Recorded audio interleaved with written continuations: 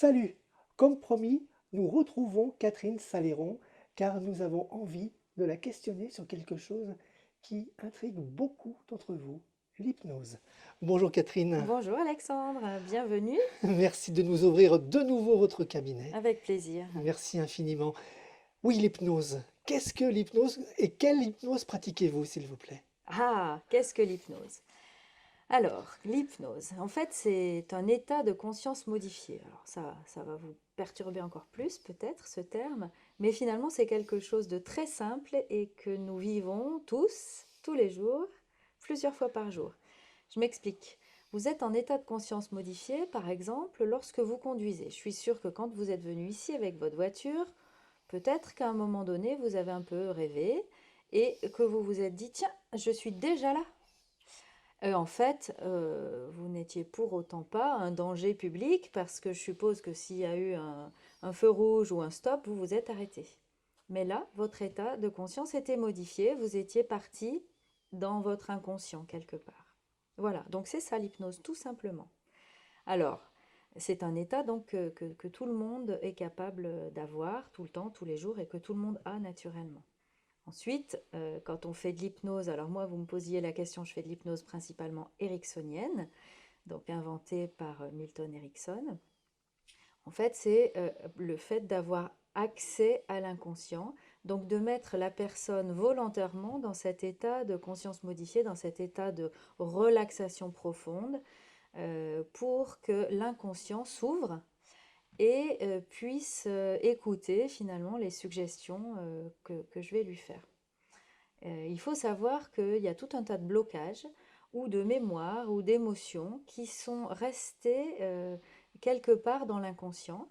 Alors l'inconscient est quelque chose qui nous fait du bien parce qu'il nous protège et parfois il met des couvercles sur certaines mémoires et c'est pas plus mal ou sur certaines émotions. Mais il est bon parfois d'aller discuter avec cet inconscient et puis de lui permettre de relâcher la pression. Hein, c'est par exemple l'inconscient, il a appris que quand il fait froid, on met un manteau et puis le manteau, il le garde tout le temps. Et alors il va sur la plage avec le manteau en plein été, donc c'est complètement ridicule. Bon, c'est un exemple un peu imagé, mais c'est ça. L'inconscient a peut-être eu peur à un moment donné de la vie de la personne, une peur vraiment Mhm, justifiée. Et puis, eh ben, cette peur, elle mhm. reste en mémoire et il est bon de lui dire, mais tranquille, là maintenant, il n'y a plus besoin d'avoir peur. Il y a ça et il y a également des choses qu'on hérite de nos ancêtres, hein. C'est ce qu'on appelle le transgénérationnel, donc des émotions. Pourquoi certaines personnes n'ont pas confiance en elles, pourquoi certaines personnes ont l'impression d'être agressées tout le temps. C'est pas forcément par rapport à ce qu'elles ont vécu elles, c'est peut-être des mémoires un peu dans les gènes.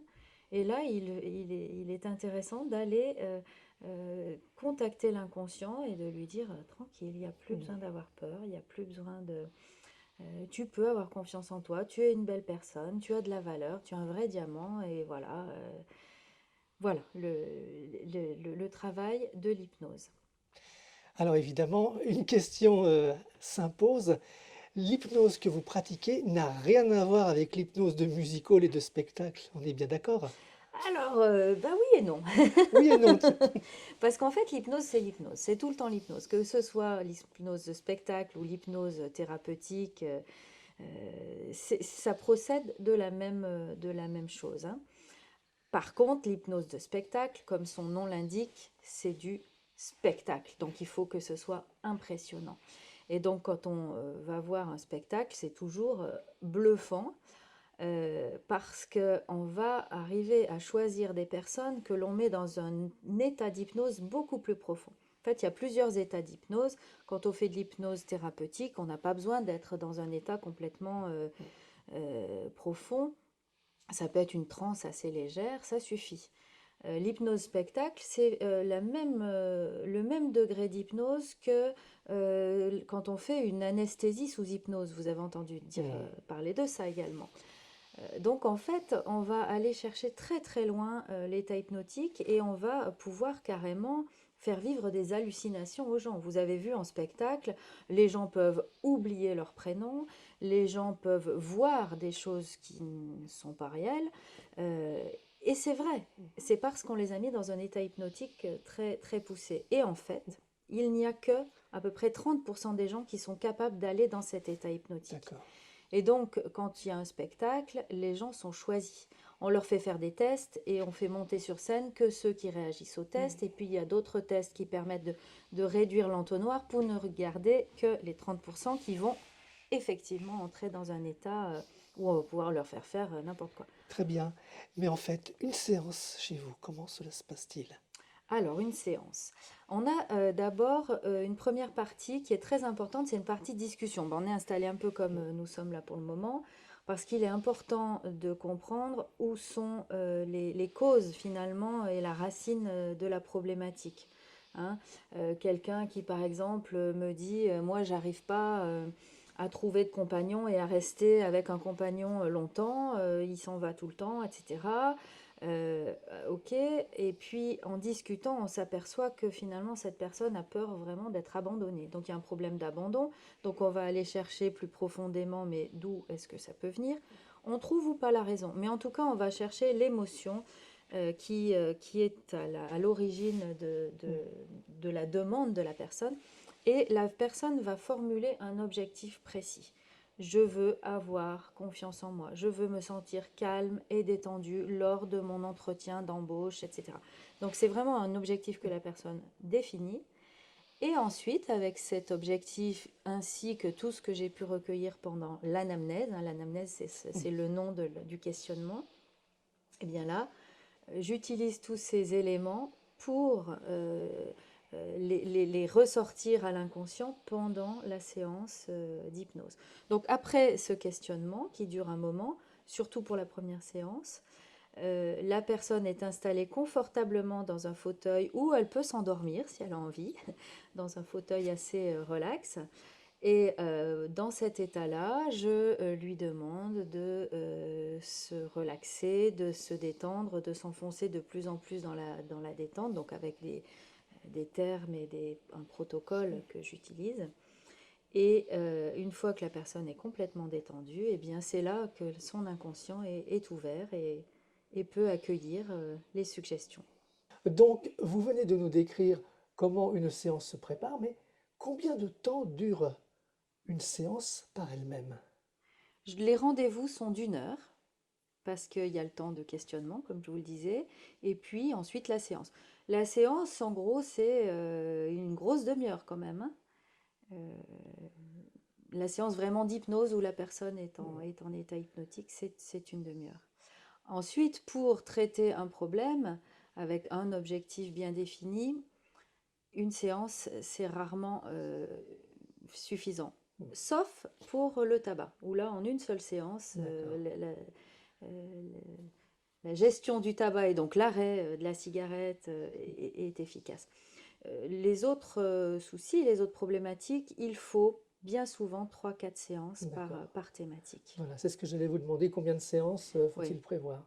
Et oui, parce que finalement, on creuse et puis on déroule la pelote de laine et une problématique amène à autre chose et on précise. Et puis d'une séance sur l'autre, les gens ont eu peut-être des rêves, des pensées ou des émotions ou rien. Voilà, Et c'est intéressant quand même de poursuivre ça sur plusieurs séances. d'accord. Je me faisais une réflexion. Le temps vécu par la personne est complètement différent. On parle d'une demi-heure, mais peut-être qu'elle a l'impression d'être restée 2 heures, 3 heures. Oui, alors parfois elles ont l'impression, les personnes, d'être restées très longtemps ou d'être restées que 3 minutes et elles me disent: «Ah mais non, c'est déjà fini, qu'est-ce que j'étais bien, vous voulez pas me remettre en état hypnotique?» Euh, c'est très variable. On a aussi des personnes qui s'endorment, qui ronflent.